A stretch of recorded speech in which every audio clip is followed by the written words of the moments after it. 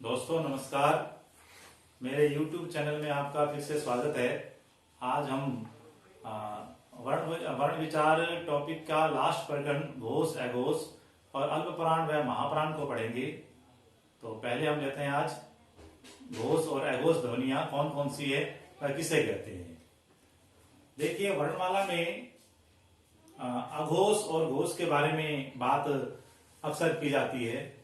घोष ध्वनियां वे ध्वनियां होती हैं जब किसी भी वर्ण का उच्चारण करते हैं, हमारे मुख से जब उच्चारण होता है तो क्या होता है कि स्वर यंत्रों में कंपन उत्पन्न होता है, इसको गूंज भी कहते हैं। तो ऐसी ध्वनियों को घोष ध्वनियां कहते हैं। और जिन ध्वनियों के उच्चारण में कंपन उत्पन्न नहीं हो उन्हें अघोष ध्वनियां कहा जाता है। तो कौन कौन सी हैं घोष ध्वनियां, कौन कौन सी अघोष ध्वनियां, देखिए। हर वर्ग का, यानी ये कै वर्ग है, ये चै वर्ग, ये टै वर्ग, ये तै वर्ग और ये पै वर्ग। यहां तक हम वर्ग की बात करते हैं। हर वर्ग का जो प्रथम और द्वितीय वर्ण है, जैसे कै वर्ग में कै और खे, चै वर्ग में चै छै, टै वर्ग में टै ठै, तै वर्ग में तै थै, पै वर्ग में पै फै, ये अघोष ध्वनियां हैं। यानी हर वर्ग का प्रथम और दूसरा व्यंजन अघोष। और तीसरा, चौथा और पांचवा, तीसरा, चौथा और पांचवा वर्ण जो है वो घोष वर्ण कहलाता है। इसके अलावा आगे देखिए, य, र, ल, व, स, स, स, है, य, र, ल, व और है इसके साथ आता है। फिर इसमें य, र, ल, व और है, ये ध्वनियां घोष है। जब घोष की बात आएगी तो है को साथ लेंगे, ठीक है, आपको याद रखना है ध्वनि जो है वो घोष है। और स और स, ये तीन ध्वनियां अघोष कहलाती हैं। तो आपको याद रखना है, हर वर्ग का प्रथम और द्वितीय वर्ण अघोष है।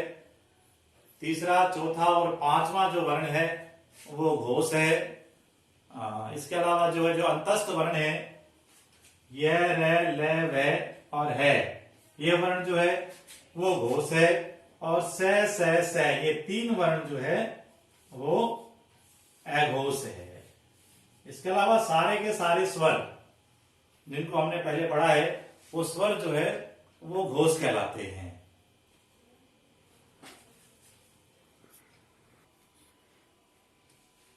अल्पप्राण और महाप्राण किसे कहते हैं? अल्पप्राण, अल्पप्राण वे ध्वनियां होती हैं जिनके उच्चारण में सांस की मात्रा कम लगती है। और महाप्राण वे ध्वनियां हैं जिनके उच्चारण में सांस अधिक लगाना पड़ता है। तो इस तरीके से ये ध्वनियां जो है वो महाप्राण ध्वनियां कहलाती हैं। कौन कौन सी हैं अल्पप्राण ध्वनियां, इनको देखते हैं, आइए।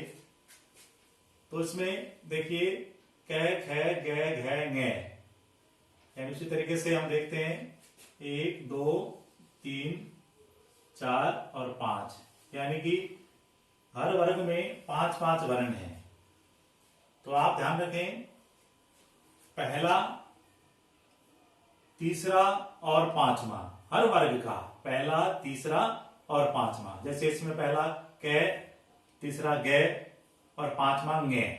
इस तरह से इसमें च, ज और ये, फिर ट, ड और अण, त, द और न, प, ब और मैं। तो पहला, तीसरा और पांचवा वर्ण अल्पप्राण वर्ण कहलाते हैं। ये अल्पप्राण ध्वनियां हैं। हर वर्ग का प्रथम, तृतीय व पंचम वर्ण अल्पप्राण। इसके अतिरिक्त ये जो अंतस्थ व्यंजन है य, र, ल, व, ये 4 वर्ण भी जो है अल्प प्राण व्यंजन कहलाते हैं या अल्प प्राण वर्ण कहलाते हैं। ठीक है। इसके बाद है महाप्राण। महाप्राण वर्ण दूसरा और चौथा, हर वर्ग का दूसरा। जैसे इसमें दूसरा ख है, इसमें छ है, इसमें ठ है, इसमें थ और इसमें फ, और चौथा घ, झ, ढ, ध और भ। ये वर्ण जो है महाप्राण वर्ण है। श, स, है, ये भी जो है चारों महाप्राण है, महाप्राण है। परीक्षाओं में जब इस संबंध में प्रश्न पूछा जाए तो आप एक इंग्लिश का अक्षर है W, इस आप W को बनाइए, यहां लिखिए एक, इधर से इधर जाने का रास्ता, यहां पर पहुंचते हैं, ये 2 हो गया, फिर यहां से इधर रास्ता जा रहा है, ये हो गया 3, ये 3, और वापस इधर आएंगे, रास्ता इधर ही जा रहा है 4, और फिर यहां से ऊपर जाएंगे, ये हो गया 5। तो पहला वर्ण, तीसरा वर्ण और 5वां अल्पप्राण, और दूसरा व चौथा वर्ण जो है वो महाप्राण है। ठीक है। और सभी स्वर अल्पप्राण कहलाते हैं, अल्पप्राण। अब हम कुछ प्रश्नों को यहां देखते हैं। पहला प्रश्न है कि किस क्रम में घोष वर्ण नहीं है। ऑप्शन है 1 द, 2 ग, ऑप्शन 3 ट और ऑप्शन 4 ब। तो ये प्रश्न पूछ रहा है कि घोष वर्ण नहीं है, और हमने अभी पढ़ा था कि घोष व अघोष किसे कहते हैं। मैंने कहा था पहला, दूसरा, फिर तीसरा, चौथा और 5वां, ये हर वर्ग का पहला और दूसरा अघोष वर्ण होता है, तीसरा और चौथा 5वां जो है वो घोष वर्ण होते हैं।